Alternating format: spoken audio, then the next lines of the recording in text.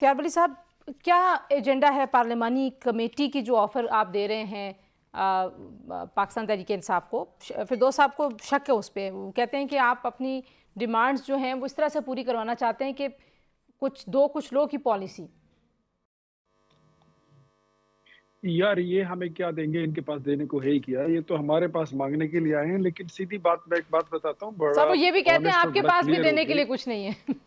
نہیں یہ تو پھر کیا کر رہے ہیں، سموسے کھانے آئے ہیں جو آپ کا اسمبلی نام کے ہے نا، آپ کا نام بڑا معنی خیز ہے، اختیار، تو وہ کہتے ہیں حکومت کے پاس اختیار نہیں ہے، اختیار ولی تو ہے، اختیار نہیں ہے۔ حکومت کے پاس اختیار بھی ہے اور اختیار ولی بھی ہے، اور آپ کے سامنے بیٹھ کے اس کی ترجمانی بھی کر رہا ہے۔ بات یہ میں نے پہلے دن کر دی تھی، دیکھیں میں کوئی ایسا میں قانون کا میں طالب علم ہوں، میں کوئی، ان کے پاس تو بڑے اچھے اچھے بیرسٹر ہیں، ان کی تو پارٹی کا چیئرمین بھی بیرسٹر ہے، اور بھی جو جنرل سیکرٹری ہیں وہ بھی بیرسٹر ہیں، بہت سارے بیرسٹر ہیں ان کے پاس۔ کسی بندے کے پلے میں یہ بات سمجھ نہیں آ رہی تھی کہ جو کیس کورٹ میں سب جوڈس ہو جاتے ہیں اس پر کمیشن نہیں بنتی، اور کمیشن کی بائنڈنگز پھر اس فیصلے پر اس کا امپیکٹ نہیں آ سکتا۔ یہ بات ان کو ہم پہلے دن سے میں سمجھا رہا سب ہوں، وہ ہر ہو گئی ٹاک نا شو میں بات، بتا رہا ہوں۔ اب دیکھیں پارلیمانی کمیٹی تو کیا اب کرے گی؟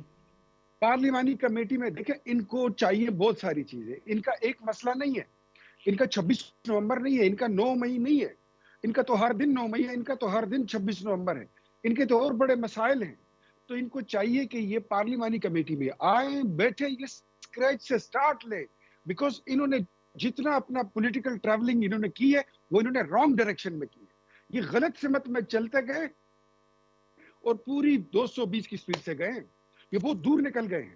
ان کو واپس آنا چاہیے، پارلیمانی جو کمیٹی کامران میں صاحب بیٹھیں کہہ رہے ہیں کہ وہاں فری اینڈ پر۔ فیئر الیکشنز کی بات سے شروع کر لے معاملہ، تو کیا واقعی حکومت جی انٹرسٹڈ ہوگی کہ فری اینڈ بالکل فیئر الیکشنز کے لیے کوئی؟ بالکل، یس ہم تو 2013-14 کے دھرنے سے شروع کرنا چاہتے ہیں ٹھیک کہ ہے۔ عمران خان صاحب سے یہ بھی سوال ہو ان کی جماعت سے کہ وہ آپ کس کے اشارے پر کہتے تھے کہ انگلی پیر والے دن اٹھے گی، انگلی جمعرات والے دن اٹھے گی، بس جی یہ امپائر کا اشارہ آنے والا ہے، 4 حلقے کھول دو۔ دیکھیں ٹھیک۔ تنزیلہ، میں آپ کو بات بتاؤں، مزے کی بات یہ ہے کہ ان کا جو گیم ہے نا، یہ اس کو the show must go on، ان کا یہ فارمولا ہے کہ لوگوں کو دکھاتے رہو بندر اور اس کا نیولے کا، سانپ اور نیولے کی وہ لڑائی، اور لوگوں کو انگیج رکھو۔ 4 حلقے کھول دو، 8 حلقے کھول دو، 35 پنکچر ہو گئے جی، اب یہ ہو گیا، اب وہ ہو گیا، یہ لے سائفر، ہمیں تو جی امریکہ نے نکالا، جی ہمیں تو باجوہ نے نکالا۔ ہر گیم کے بعد ایک نیا کارڈ کھیلنا اور اس کو اسلامی تڑکا، اسلامی ٹچ کا تڑکا دیتے جانا۔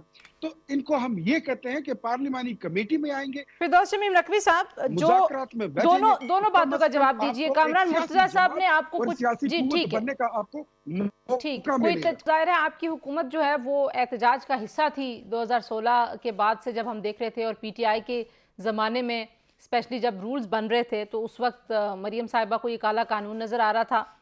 نون لیگ کو آج یہ قانون کیسا نظر آ رہا ہے؟ کیونکہ تقریباً وہی چیزیں اس میں، اور اس کو تھوڑا سا مزید سخت کر دیا گیا، کرمنلائز کر دیا گیا، فیک نیوز پھیلانا، اور ایسا لگنا کہ صرف فیک نیوز کو پھیلانے کی کوشش کر رہا ہے یا اس کی نیت ہے، اس کو بھی کرمنلائز کر دیا، سیدھا جیل میں ڈالیں گے، جرمانے کریں گے۔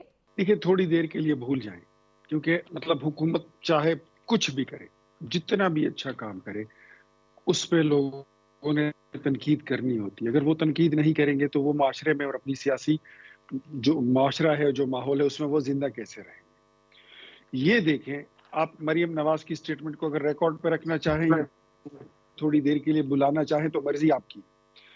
یہ دیکھیں کہ آپ کے ملک میں اس وقت جو 100 خبریں چلتی ہیں اس میں 90 خبریں جو ہوتی ہیں وہ جھوٹ پر مبنی ہوتی ہیں، 10 خبریں جو ہوتی ہیں وہ مشکل وہ سچ پر مبنی ہوتی ہیں۔ میں آپ کو اگزامپل بتا دیتا ہوں۔ آپ یہ دیکھیے کہ لاہور میں پنجاب کالج میں ایک بچی کے ریپ کا واقعہ جو تھا اس کو اڑایا گیا، اور اتنی ہیجان پھیلائی گئی پورے ملک میں، اتنی کیاس پھیلایا گیا کہ ساری کالج اس سے خیبر پختونخوا سے کوئٹہ میں، کراچی میں طلبہ جو تھے وہ احتجاج کے لیے نکل آئے اور احتجاج کرنے لگے، اور ہر کالج سے ایک ویڈیو بنتی تھی اور نکلتی تھی۔ ایٹ دا اینڈ پتہ چلا کہ نہ بچی ہے، نہ ریپ ہے، نہ کوئی واقعہ ہے۔ देख लें ये फेक न्यूज, नंबर 1। नंबर 2, लेकिन इख्तियार साहब, आपके मुखालिफिन को तो शायद सियासी तौर पर जिंदा रहने की ज़रूरत हो सकती है, लेकिन यहाँ पे तो इंसानी हुकूक की तंजीमें, आलमी तंजीमें, मीडिया को तो ज़रूरत नहीं है पाकिस्तान जैसे हालात में कि किसी बहाने की ज़रूरत होगी मीडिया को अपने आप को रेलेवेंट बनाने के लिए। लेट मी एक्सप्लेन, मैं बताता हूँ आपको। सेकंड वाकया फिर आप देख लीजिए 26 नवंबर का हुआ, और 26 नवंबर में जो खबर आई कि जी 1400 लोग जो हैं तो वो शहीद कर दिए गए हैं। कितने लोग परेशान, कितनी दुनिया परेशान थी। ये इतने डीप फेक वीडियोस और तस्वीरें बना के कि रिचर्ड ग्रैंडल पाजी को भी, उसको भी गलत कर दिया था, वो भी ट्वीटों पे ट्वीटें शुरू कर दिए थे उन्होंने। बाद में फिर कहते हैं कि जी 4000 लोग मिसिंग हैं। आज तक 4000 लोग मिसिंग जो है उसकी कोई रिपोर्ट आई, कोई आपके पास लिस्ट आई? मैं मांगता हूं हर टॉक शो में कि 40 बंदों की दे दो, नहीं है।